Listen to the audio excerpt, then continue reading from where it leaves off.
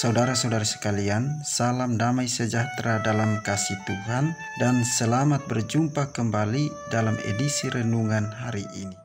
Saudara-saudari terkasih, hari ini Minggu 15 Agustus 2021, Hari Raya Santa Perawan Maria diangkat ke surga. Referensi renungan hari ini diambil dari kitab Wahyu bab 11 ayat 19a, dilanjutkan dengan bab 12 ayat 1 sampai dengan 6a, dan dilanjutkan dengan ayat 10ab. Bacaan kedua diambil dari surat pertama Rasul Paulus kepada jemaat di Korintus bab 15 ayat 20 sampai dengan 26. Dan bacaan Injil diambil dari Injil Lukas bab 1 ayat 39 sampai dengan 56. Saudara-saudari terkasih, orang yang mengembangkan keutamaan lahir batin dan membagikannya untuk membangun kehidupan bersama adalah berkat bagi yang lain. Hari ini gereja merayakan Hari Raya Santa Perawan Maria diangkat ke surga. Jika logika matematika itu linear, logika iman itu penuh dengan paradoks. Maria yang berada di bawah salib mempresentasikan gereja. Gereja kehilangan seorang Yesus sebagai manusia, namun karena kehilangan anak manusia itu, gereja justru mendapatkan rahmat penebusan bagi semua orang.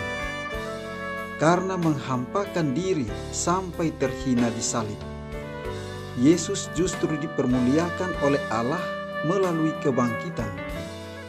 Yesus justru menjadi yang pertama yang dibangkitkan dari antara orang mati. Karena lahir sebagai bayi lemah dan rahim perawan Maria, justru Yesus menjadi kekuatan dahsyat yang menyelamatkan. Sekarang telah tiba keselamatan dan kuasa dari pemerintahan Allah kita. Saudara-saudari terkasih, dogma Maria diangkat ke surga bukan semata-mata doktrin untuk menghormati Maria, tetapi doktrin itu mau menunjukkan bahwa Maria adalah anggota gereja yang pertama yang diangkat ke surga. Dengan diangkatnya Bunda Maria ke surga, maka ia yang telah bersatu dengan Yesus akan menyertai kita yang masih berziarah di dunia ini dengan doa-doanya. Karena berpegang bahwa doa orang benar besar kuasanya, maka betapa besarlah kuasa doa Bunda Maria yang telah dibenarkan oleh Allah dengan diangkatnya ke surga. Saudara-saudari terkasih, tradisi suci mengajarkan bahwa Bunda Maria diangkat ke surga. Bunda Maria diangkat ke surga dan bukan naik ke surga. Diangkat berarti bukan karena kekuatannya sendiri, melainkan diangkat oleh kuasa Allah.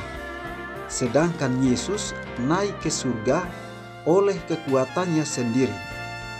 Bagi orang Katolik, peristiwa Bunda Maria diangkat ke surga adalah peringatan akan pengharapan kita akan kebangkitan badan di akhir zaman, di mana kita sebagai orang beriman, jika hidup setia dan taat kepada Allah sampai akhir, maka kita pun akan mengalami apa yang dijanjikan Tuhan itu, bahwa kita akan diangkat ke surga, tubuh dan jiwa kita untuk nanti bersatu dengan Dia dalam kemuliaan surgawi. Saudara-saudari terkasih, Bunda Maria adalah teladan iman dan teladan kehidupan. Maria melakukan kunjungan kepada Elizabeth dengan melakukan sebuah perjalanan yang jauh, yaitu ke daerah pegunungan. Maria yang telah mengandung Mesias tidak merasa bahwa dirinya lebih tinggi dari Elizabeth, maka ia yang harusnya dikunjungi oleh Elizabeth. Maria juga meninggalkan semua urusannya guna mengurus hal yang lebih besar ini, berbagi sukacita iman.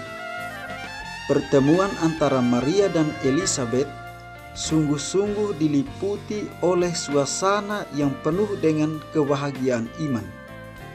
Maria memberi salam kepada Elizabeth dan berkata bahwa ia datang untuk mengunjunginya, untuk mengetahui keadaannya dan bersuka bersamanya di dalam sukacitanya.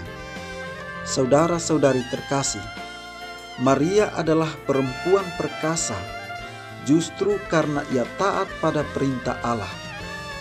Ia mengosongkan diri dengan mengesampingkan niat dan impian pribadi, lalu memenuhi diri dengan memeluk kehendak dan rencana Allah. Justru karena kerendahan hambanya, Allah menjanjikan Maria yang berbahagia, dan Allah mengerjakan perbuatan-perbuatan besar atasnya. Maria adalah model atau teladan bagi gereja.